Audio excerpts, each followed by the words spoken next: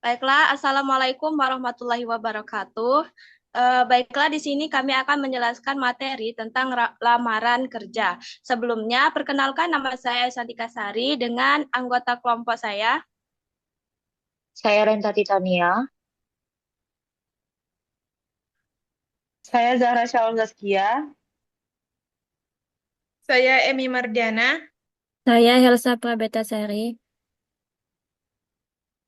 Baiklah, langsung saja kami akan menjelaskan materi tentang lamaran kerja. Materi pertama akan saya jelaskan yaitu tentang pengertian surat lamaran kerja. Nah, secara umum surat lamaran kerja dapat didefinisikan sebagai surat yang dibuat oleh pelamar kerja atau pencari kerja untuk mengisi lowongan kerja yang ditawarkan oleh pihak lain, baik itu perseorangan, perusahaan, maupun instansi pemerintah.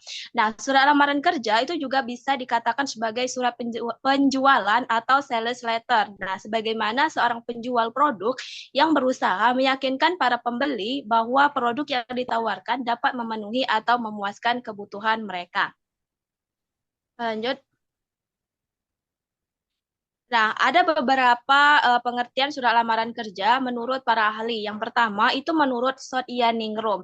Nah, menurut Sothyaningrum, surat lamaran pekerjaan adalah surat dari pencari kerja kepada calon pemberi kerja yang berisi permohonan untuk mengisi lowongan jabatan yang tersedia. Selanjutnya itu menurut Sally dan kawan-kawan yang menyatakan bahwa surat lamaran pekerjaan adalah surat pribadi yang bersifat resmi. Nah, surat lamaran pekerjaan itu ditujukan oleh seseorang kepada lembaga atau instansi agar yang bersangkutan mendapatkan pekerjaan. Lanjut.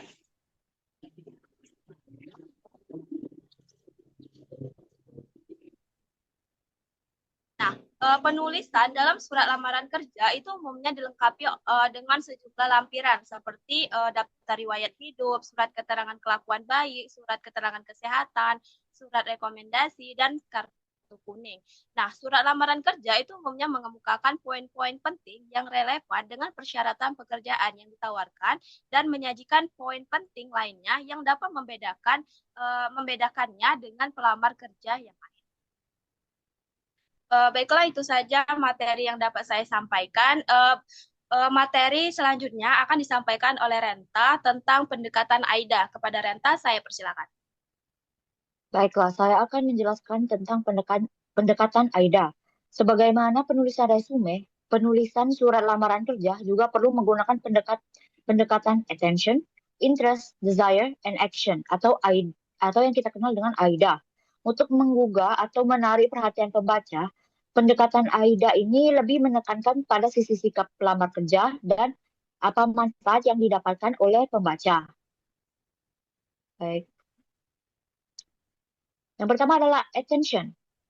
Prinsip pertama dalam penulisan surat lamaran kerja adalah attention atau perhatian, yang artinya adalah pelamar kerja harus dapat meyakinkan pihak lain atau organisasi atau lembaga pencari kerja bahwa dia memiliki sesuatu yang bermanfaat atau dapat membutuhkan rasa tertarik bagi pihak lain.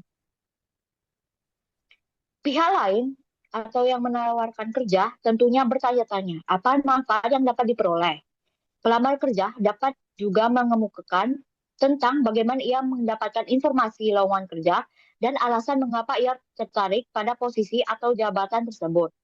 Dengan kata lain, pada paragraf pertama atau pembuka, ungkapan pernyataan yang mampu menarik perhatian pihak lain. Selanjutnya.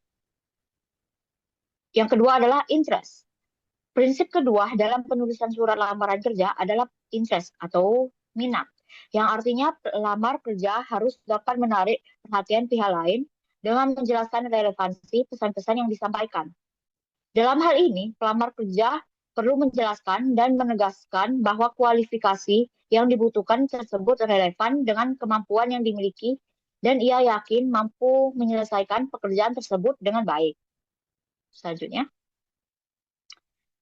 Yang ketiga adalah desire. Prinsip ketiga dalam penulisan surat lamaran kerja adalah desire atau hasrat, yang artinya pelamar kerja harus dapat menumbuhkan hasrat pembaca atau pihak lain untuk mengetahui lebih jauh apa yang sudah dituliskan dalam surat tersebut. Pelamar kerja juga harus dapat meyakinkan bahwa melalui bukti-bukti pendukung yang relevan dengan posisi yang dikehendaki. Selanjutnya.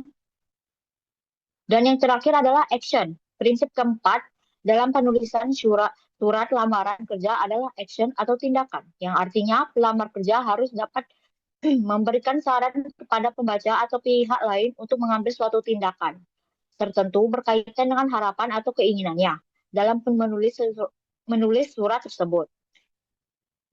Salah satu tindakan yang dapat dilakukan oleh pembaca adalah memberi kesempatan pelamar kerja untuk melakukan wawancara kerja. Harapan atau keinginan pelamar kerja untuk dapat mengikuti wawancara kerja harus dituangkan pada paragraf terakhir. Baiklah, itu saja materi dari saya. Materi selanjutnya akan dijelaskan oleh Zahra. Baiklah, saya akan melanjutkan materi dari Renta, yaitu pengorganisasian surat lamaran kerja. Nah, seorang pelamar kerja harus memahami dan mempersiapkan dengan sebaik-baiknya apa saja yang perlu dituliskan dalam surat lamaran kerja, serta bagaimana pengorganisasiannya, penulisannya. Hal ini memiliki arti penting baik bagi pelamar kerja maupun bagian evaluasi lembaga atau organisasi penerima kerja. Nah, secara umum, pengorganisasian penulisan surat lamaran kerja memiliki 3 bagian utama, yaitu paragraf pembuka, pertengahan, dan penutup. Yang pertama itu paragraf pembuka. Paragraf pembuka surat lamaran kerja berisi sumber informasi lowongan, posisi yang dilamar, serta alasan ketertarikan dan kecocokan pelamar. Bagian ini bertujuan menarik perhatian perekrut dan memberikan gambaran singkat tentang kualifikasi pelamar. Saat membuat surat lamaran kerja perlu mencantumkan hal-hal berikut, yaitu pertama, rangkuman. Pelamar kerja perlu mengemukakan kualifikasi yang dimiliki yang paling relevan dengan jabatan yang diinginkan. Yang kedua yaitu nama. Pelamar kerja dapat menyebutkan nama yang sudah dikenal atau seseorang yang menyarankan untuk melamar kerja di perusahaan tersebut. Yang ketiga yaitu sumber publikasi. Sebutkan dari mana pelamar kerja mendapatkan informasi tentang adanya lowongan kerja di perusahaan tersebut. Yang keempat yaitu pertanyaan. Gunakan kalimat tanya pada awal paragraf untuk menarik perhatian pembaca yang menunjukkan bahwa pelamar kerja mengetahui masalah, kebutuhan, dan tujuan organisasi. Yang kelima yaitu cuplikan berita. Pelamar kerja dapat mengambil cuplikan berita dari surat kabar atau majalah yang menyebutkan bahwa perusahaan tersebut sedang merencanakan atau melakukan sesuatu. Materi selanjutnya akan dilanjutkan oleh Helsa. Baiklah, di sini saya akan melanjutkan materi dari Zahra, yaitu paragraf pertengahan. Di paragraf pertengahan berisi salah satu ada pendidikan. Poinnya yang pertama menunjukkan bahwa ia mempunyai latar belakang dalam dunia bisnis yang cukup luas dan bidang tertentu secara mendalam. Ketika kita membahas pendidikan, jangan hanya sebutkan gelar dan universitas. Kita perlu menunjukkan bahwa pendidikan yang kita tempuh memberikan fondasi yang kuat, tidak hanya pemahaman umum tentang dunia bisnis, tetapi juga keahlian spesifik di bidang yang relevan dengan pekerjaan yang kita inginkan. Poin yang kedua menunjukkan bagaimana pendidikannya relevan dengan jenis pekerjaan yang dilamar. Ini adalah poin yang sangat krusial. Perekrut tidak hanya ingin tahu apa yang kita pelajari, tetapi juga bagaimana apa yang kita pelajari dapat diterapkan dalam pekerjaan yang mereka tawarkan. Poin ketiga menjelaskan bagaimana dan mengapa ia menambahkan bidang studi pilihan penting di luar bidang studi inti. Terkadang kita mengambil inisiatif untuk memperdalam pengetahuan di luar kurikulum utama kita melalui mata kuliah pilihan, minor, atau bahkan kursus dan sertifikasi di luar kampus. Ini adalah nilai tambah yang perlu kita tonjolkan. Contohnya, jika kita lulusan teknik informatika tetapi mengambil kursus online tentang manajemen proyek, jelaskan bahwa ini kita lakukan untuk mengembangkan kemampuan organisasi dan kepemimpinan yang penting dalam mengelola proyek-proyek teknologi.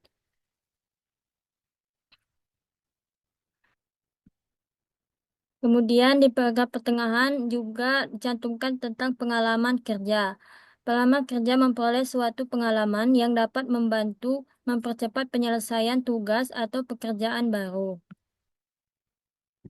Rekrut mencari kandidat yang tidak hanya memiliki pengetahuan teoritis, tetapi juga kemampuan praktis. Pengalaman kerja yang relevan menunjukkan bahwa kita telah menghadapi situasi kerja nyata dan memiliki kemampuan untuk belajar dengan cepat dan efektif dalam menyelesaikan tugas-tugas baru.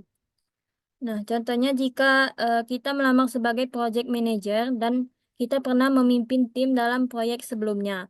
Kita jelaskan bagaimana pengalaman tersebut mengajarkan kita tentang perencanaan, koordinasi, dan penyelesaian masalah yang akan sangat berguna dalam peran project manager yang baru.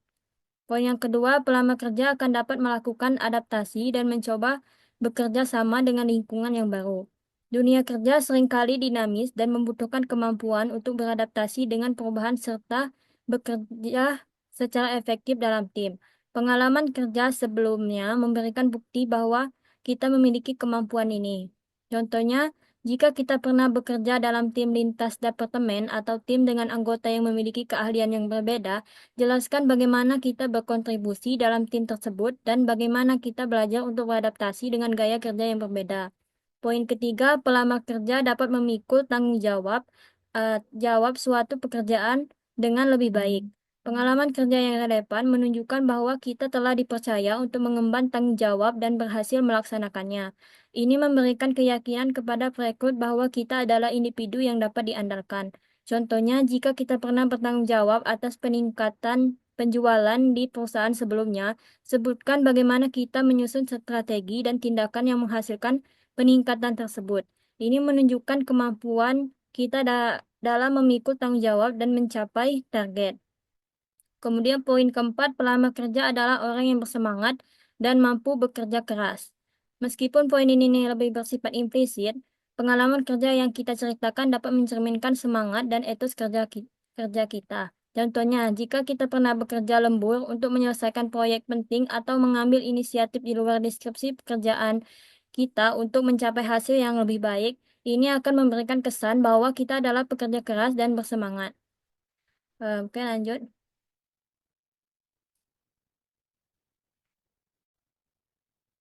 Poin yang ketiga yaitu ada sikap, minat, aktivitas, dan kualitas.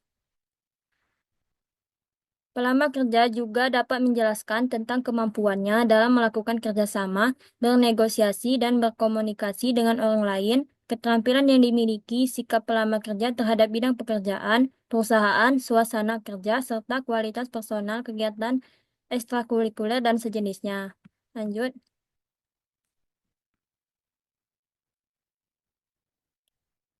Nah, setelah kita menyampaikan kualifikasi pengalaman serta aspek personal kita di paragraf pertengahan, bagian terakhir yang tidak kalah penting adalah paragraf penutup.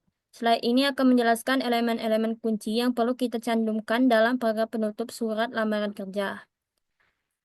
Yang pertama, ada ucapan terima kasih. Mengucap terima kasih kepada perekrut atas waktu dan perhatian yang telah mereka berikan untuk membaca surat lamaran kita adalah hal yang sangat penting. Ini menunjukkan kesopanan dan penghargaan kita terhadap proses rekrutmen. Contohnya, saya mengucapkan terima kasih atas waktu dan perhatian Bapak atau Ibu dalam meninjau surat lamaran ini. Poin yang kedua, harapan untuk diterima di perusahaan yang dilamar. Menyatakan harapan untuk dapat bergabung dengan perusahaan menunjukkan antusiasme dan keyakinan diri kita terhadap potensi kontribusi yang dapat kita berikan. Contohnya, saya sangat berharap dapat diberikan kesempatan untuk berdiskusi lebih lanjut mengenai kualifikasi saya dan bagaimana saya dapat berkontribusi bagi kesuksesan. Kemudian cantumkan nama perusahaannya. Poin ketiga, pernyataan bahwa surat lamaran dibuat dengan sebenar-benarnya. Meskipun mungkin terkesan formal, pernyataan ini menegaskan bahwa informasi yang kita berikan dalam surat lamaran itu adalah benar dan tepat dan dapat dipertanggungjawabkan. Contohnya, dengan ini saya menyatakan bahwa informasi yang saya berikan dalam surat lamaran ini adalah benar dan sesuai dengan keadaan yang sebenarnya. Kemudian, poin keempat ada salam penutup. Gunakan salam penutup yang formal dan profesional untuk mengakhiri surat kita. Maksudnya tuh pilih salam penutup yang sesuai dengan konteks profesional. Contohnya hormat saya. Poin yang terakhir itu tanda tangan dan nama lengkap. Ini adalah bagian akhir yang penting untuk memberikan identitas jelas pada surat lamaran kita. Jika kita mengirimkan surat fisik, sertakan tanda tangan kita di atas nama lengkap yang diketik. Jika kita mengirimkan melalui email, kita bisa mengetikkan nama lengkap kita. Contohnya tanda tangan dulu, kemudian di bawahnya nama lengkap. Mungkin ini saja yang materi dari saya. Materi selanjutnya akan dijelaskan oleh Emi. Baiklah, saya akan menjelaskan tips untuk melamar pekerjaan, yaitu hal-hal yang harus diperhatikan. Yang pertama, mempunyai pengalaman kerja untuk mengisi posisi pekerjaan yang dikehendaki, yaitu sebelum melamar, cek dulu apakah keterampilan, pendidikan, atau pengalaman yang kamu punya sesuai dengan posisi yang kamu inginkan. Yang kedua, bangkitkan minat terhadap kualifikasi yang dimiliki. Yang ketiga, tunjukkan hal-hal positif. Yang keempat, usahakan surat lamaran kerja rapi, bersih, dan menarik.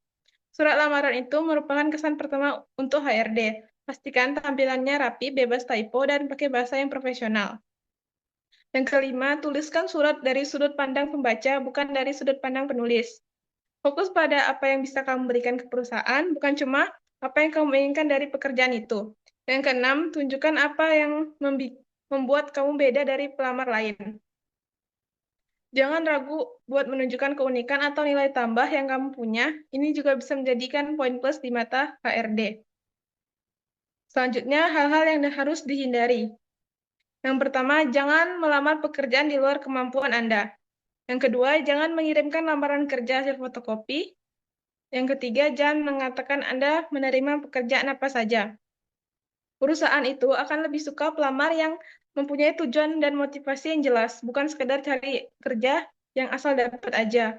Yang keempat, hindari kata-kata yang berlebihan. Yang kelima, jangan meminta belas kasihan.